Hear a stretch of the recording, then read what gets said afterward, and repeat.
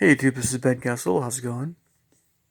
Um, this is kind of a part two about East Asia, so now we're getting more into Southeast Asia with these thoughts in general. I'm gonna touch on all these other nations. Not so much Japan, Korea, China. We're gonna talk about Vietnam, Cambodia, Laos, Thailand, Philippines, a little bit, and some of the other guys maybe a little bit too down there. And by the way, I haven't really met anybody from Okinawa or Taiwan. So I can't really say too much about those areas, but it's obviously very positive, uh, very much so. So that's the overall feeling. And by the way, I've known one person from Mongolia, at least one. So again, the feeling is very positive toward Mongolians, and everything else about Mongolia you could say is either South Park silliness or Genghis Khan, Run for the Hills. These guys are tough guys, kind of whatever. Okay. So yeah, well, Mongolians I kind of see as being tough boys. I think that's still a pretty reasonable assumption, even though they're not always big and macho. I mean, many of them. Anyway, we won't get to that, but tough guys. Yeah. So, okay. Oh, Koreans are tough too. Believe me, all kinds of tough guys still there. So, okay. So I understand southern China pretty well, and yeah, there's a lot of the merchant thing I was referring to a while back. It's not a very flattering side of China, what goes on in the business world in Hong Kong. I understand, and all the scams and all this stuff. But it's a very big nation, and there's a lot of reasons why I think China's the way it is. Not just regarding how merchants are, many of them are, or whatever else. I think you talk about there's so many sides to the country. And we haven't even talked about, the dragon, mythology type stuff, or, religions, that sort of thing. So there's all kinds of stuff I'm just not even, I don't even have the time to include here. And again, I was going to focus more on Southeast Asia, so I apologize here, but I feel like I need to revisit this subject a bit later in the future, trying to make these videos not too long.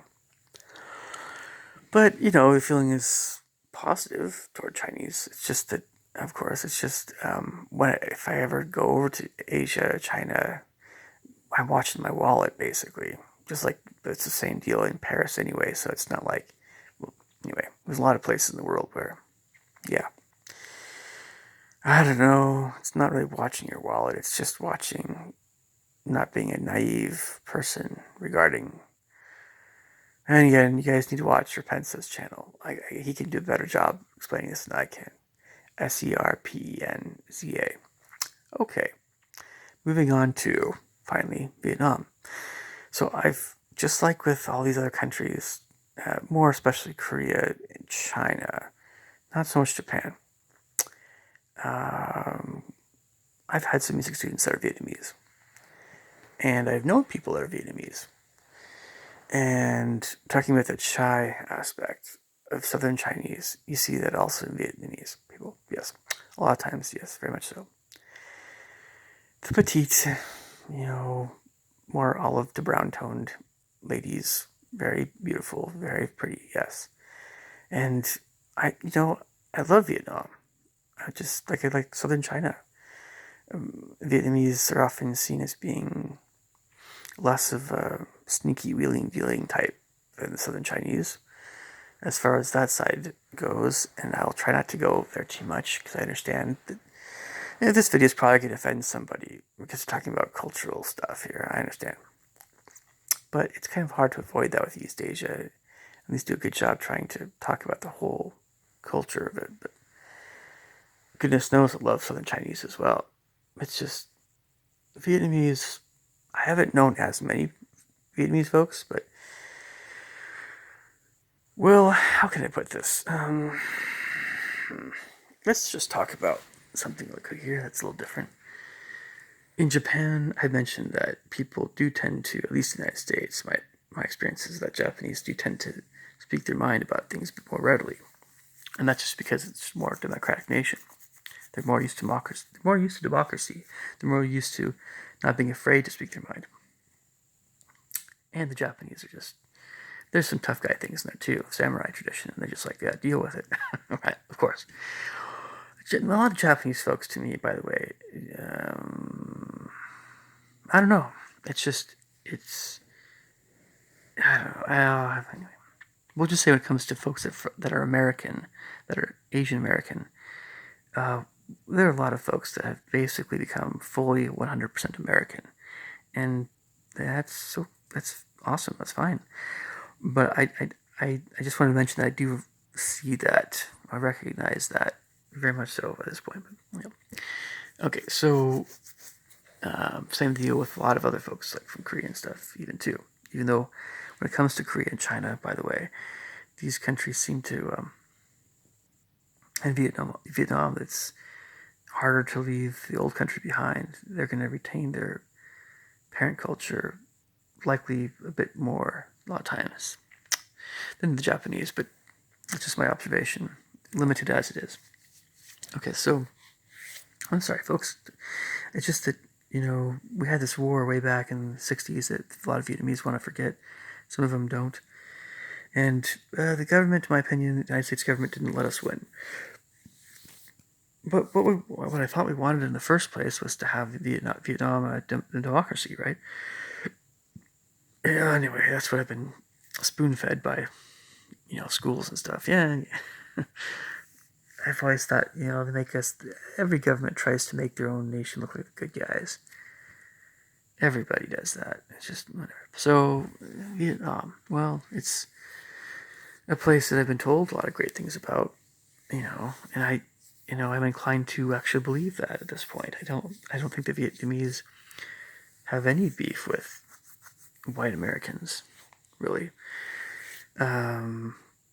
It's gonna be probably, well, so I tend to, I just know, I still know less, but a lot of Vietnamese folks I've known have not been as chatty about a lot of things in general.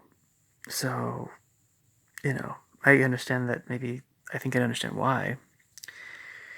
Just like in China, but more especially Vietnam in some respects, there's a lot of things to be apprehensive about, to not trust, to fear, to um, just. And I was going to talk about this, but this is sensitive. When it comes to things like um, the ideas that people have about Americans and Westerners and Europeans and whoever else, Africans, the Vietnamese are just like everyone else. They have these ideas. And when it comes to things like, I don't know, Protestant Christianity, some Vietnamese really, well, let's just say there's a healthy dose of, we're Vietnamese, Buddhist, you're whatever, Christian, European.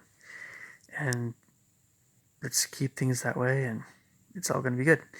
And I've definitely experienced that vibe before. And it is what it is. And, we'd all, well, of course, folks, as you know, I'm Mormon. And we tend to have a lot in common with other Christians, obviously.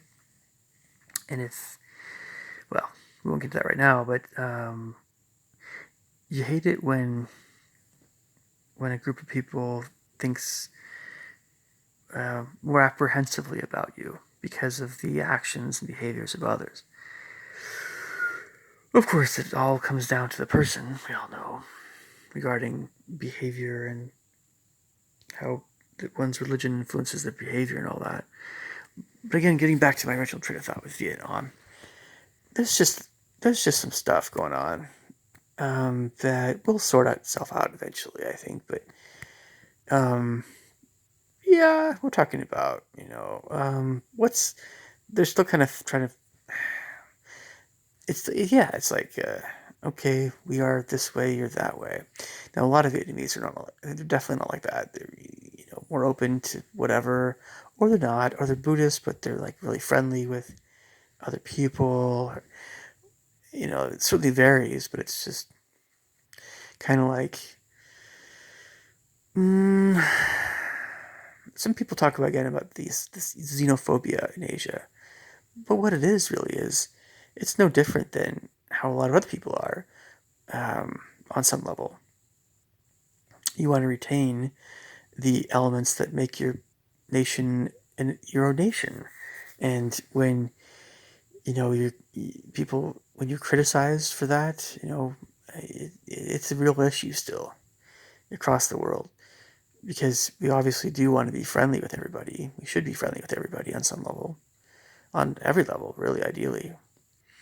But yeah, you don't want to lose whatever it is that makes you or unique and stuff. But okay, so Vietnam, I tend to see more positively, and when I hear about these things about the Vietnam War, the horror stories of what happened, I have to not think about that kind of stuff when I'm talking to someone who's Vietnamese, because I was never in the Vietnam War, and it war as hell, and yeah. I guess I'll put it that way. So yeah, I mean, there's obviously things that it's what the Vietnam War is brought up in the presence of someone who's Vietnamese. Holy crap! I mean, like, I want to just, a lot of Gen Z folks will say that they'll cringe, right? Cringe. I'm just like, I don't even want to be there. The subject is so, I've heard one person before who's online, a Vietnamese guy, said, it's so impressive that we won the war. Well, I don't think,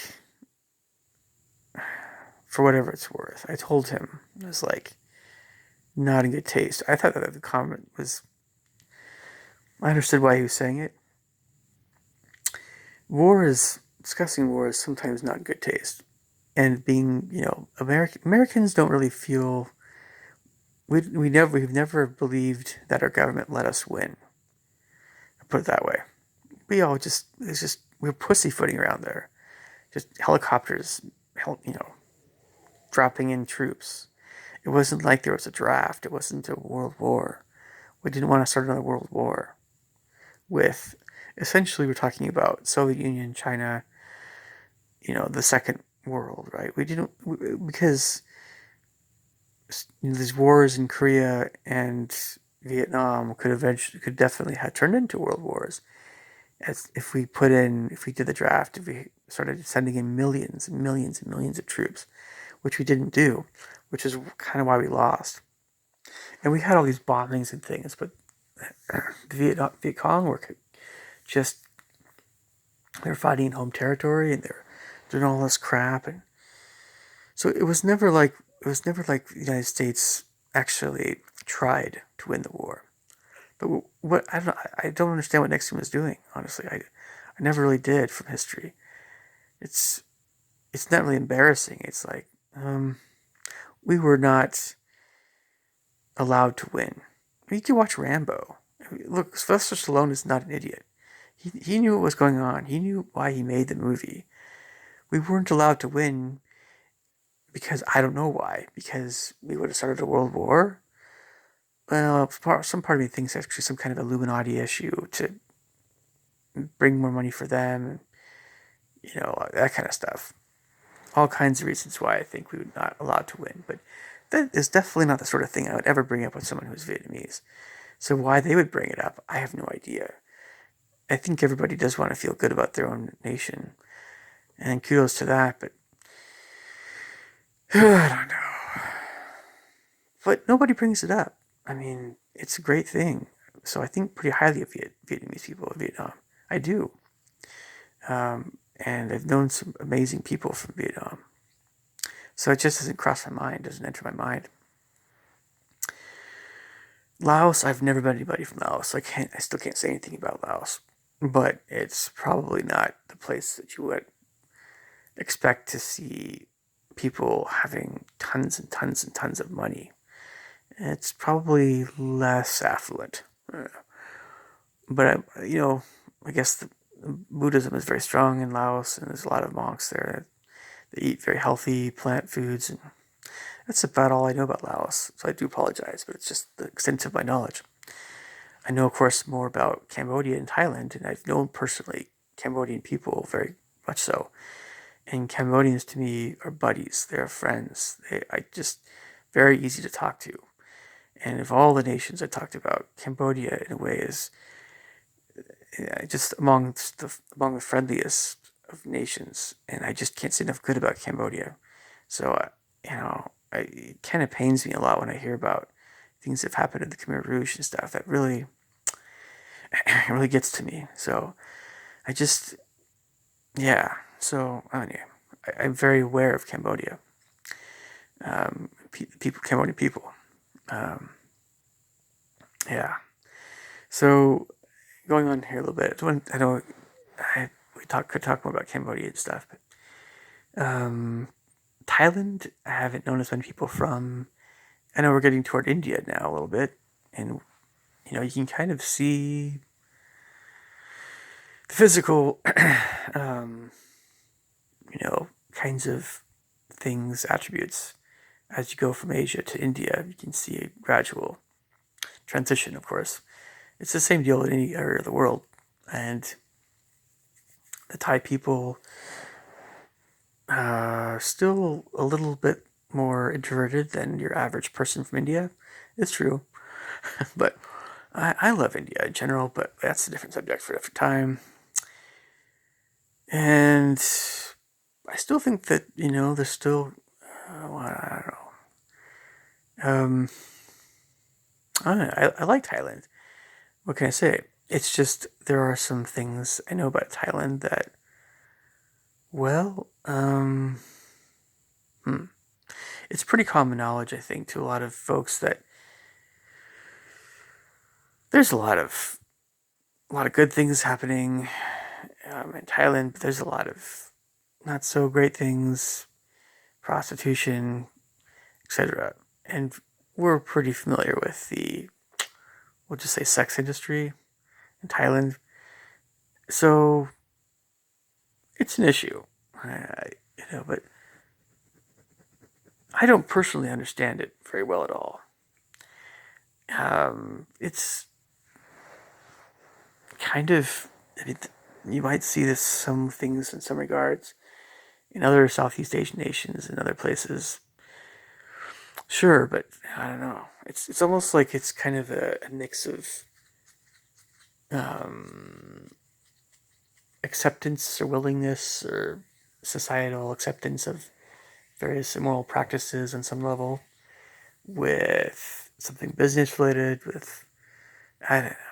It's whatever it's going on there. It's obviously not something that a lot of Thai folks are very proud of, and they try to. So I wouldn't bring it up either. I don't bring this stuff up, but I'm familiar with it.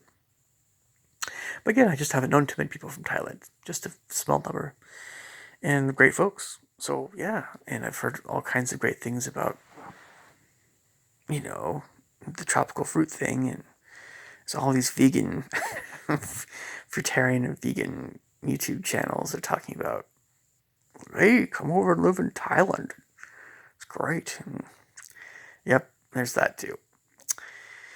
So with regard to Malaysia and Indonesia and things, again, I just haven't known as many. I've personally known, people from Indonesia. I have, and Malaysia, to me, kind of feels like more Southeast Asia. I realize that there's some islands that you start to get into the Polynesian, Melanesian, other folks that are kind of like look like African, but they're not African, and I realize that it's more diverse than that. But the overall vibe I get a lot of times is still kind of very Asian, just more maybe tropical. And so I can't really talk a whole lot about that. But let me talk about the Philippines, though. There's a lot of being a member of the Church of Jesus Christ of Latter-day Saints. There's a lot of Filipinos that are Mormon. We just have a stronger Filipino culture in the United States, and it's linked with Polynesian culture, which is also very connected with our church. Or I think a few other Protestant churches like I don't know if it's Methodists or Anglicans but as things go, Samoans, Tongans, Fijians, Hawaiians, Tahitians, who am I forgetting? Maori. I mean, we can talk about. I mean, I wasn't planning to talk about Polynesia, but the Philippines is kind of the boundary between Asia and Polynesia, and so Philippines has kind of that interesting mixture of both those two kinds of cultural influences. And anyway, it's I like the Philippines. There's a lot of things you could say about the different islands, and I do understand the uniquenesses of these different islands, and that Luzon is definitely not Mindanao. So it's Mindanao is the one island I wouldn't ever go to. The other islands are fine. I understand that people were really tough. I mean, they have stick fighting, and when the Spanish tried to colonize them, they're like, we were not having it at first, right? Magellan got something happened with this party where it's just like, nope. They're like, nope, you're not poly. So, um, but I've known a lot of people from the Philippines. I'm just more familiar with Filipinos, and kind of like the Cambodians, and a lot of folks like even it's just really friendly folks. I mean, like, yeah, I find it very hard to speak ill of the Philippines. Of course, I understand in general what some folks might not like about the Philippines, but I don't know. Yeah, there's a lot of things to like, I suppose you could say. Um, I think in general, when we're talking about Polynesia versus Asia, it's very evident that there's a work ethic and seriousness, very very serious kind of disposition that dominates East Asian cultures. It's not that they're humorless, of course. It's pretty sober-minded countries. And when it comes to Polynesia, we're talking about cultures and countries and people that are a little bit more apt to be smiley, friendly. Everything's okay. You're okay. I'm okay. They can still be hardworking, but take a break once in a while. So it's just very two different yeah, things going on. And the Philippines is getting smack dab right in the middle of that, where those two big cultures come together. And I've heard things like, people look Asian, that are Filipino, or sometimes ostracized, or there's kind of that thing going on. And you can talk about Mexico with regards to white versus black or Indian and all that stuff. And that's a different subject from the time again, but it's a similar thing where it's just hard to, yeah, it's just, that can be hard. I mean, look, within China itself, there's probably some stigma about being lighter skinned and taller and bigger from the north compared to more olive or brown skinned and shorter and whatever, smaller from the south. And it's that, yeah, I don't know, India, white versus black, yeah, I understand all this stuff. Um, on some level, I definitely do, but this is so yeah. The Philippines is a place where there's a lot of different. There's not just one uh, general race of people. It's then you have folks that are very short, very very short. Well, the Spanish call them negritos. We're talking about a term that's not okay. So folks, so this is the original term used again, but anyway, people that are related to some level to other folks from Papua New Guinea, kind of African-esque in general, but they're not really African. They have dark skin. They're just kind of shorter, right? There are those folks in some smaller numbers in Philippines, um, along with the you know variances in appearance, and I think it's just how could okay. I'm gonna try to sum up all this up here because yeah, again, it's just been hard to sleep tonight. But um, this I'm gonna kind of sum this up in this way. Because of the number of people I've known in my life that are Asian or Asian American or Filipino or whoever from this whole area of the world, because of the number of people I've known, I feel like I do have a better understanding of what I'm talking about in both these videos I've made. I really do. At the same time, I've never been to Asia. There's still a heck of a lot that I don't understand fully. I'm talking about more on an emotional or a spiritual level, that sort of thing. But there's a lot that I do. Believe me, I haven't even talked about 1/100th of what I know and what I've experienced. But um, again, because of people I've known, I understand this stuff. And whenever you make comparison and contrasts between different countries, different areas of the world, you always have to say, but we always have these similarities. The more you understand a country, the more you can see these similarities with other countries. And if you don't understand certain countries as well, it's harder to make those comparisons and contrasts. For instance, regarding Africa, the only people I've known that are African, I mean, I've known some, but not really all that many. I've known a lot more African Americans, comparatively so. So it's hard for me to make these comparison and contrasts between African nations and other nations. I do it the best I can. But it is very clear to me that when it comes to places like at least West Africa, and we'll just say many places in East Africa, Africans are pretty friendly people, very down to earth and just really nice folks. Unless, again, we're talking about people, well, there's always exceptions, of course, right? And there's other things that make Africa very unique, etc., etc. Everybody could use more money and food. I get that, yes. But Africans, West Africa, I'm thinking West Africans, probably you're going to get a vibe that's a lot more, isn't as serious sometimes. Not quite as super serious as you get with East Asians. And Polynesians are going to be more like the Africans in many respects. And Filipinos also more like the Africans. Cambodians also kind of a lot of times more like Africans. The no offense, but the Vietnamese, Chinese, Koreans, Japanese on some level, they have an element of a more reserved element about the people. And call what you want. I understand it. You can call it, you can hate it, you can love it.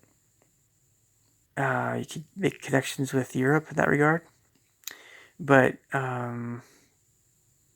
it also means that sometimes things get really frosty, get less than friendly, because there are these boundaries, right, in the minds of many people, whether it's cultural or individual thing.